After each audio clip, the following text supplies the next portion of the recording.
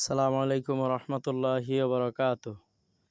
সম্মানিত দর্শক বৃন্দু, আলহামদুলিল্লাহ, আপনারা যে যেখান থেকে দেখছেন, দেশ এবং প্রবাস থেকে সকলকে অন্তরস্থল থেকে মোবারকবাদ জানিয়ে মহান আল্লাহর নামে শুরু করছি। আলহামদুলিল্লাহ, আপনারা দেখতে পাচ্ছেন আমাদের 6 নম্বর সিরিয়ালের মসজিদটির ওয়াল প্লাস্টারের কাজ চলছে। আলহামদুলিল্লাহ, 2 সাইড প্রায় কমপ্লিট, আর 2 সাইড বাকি আছে।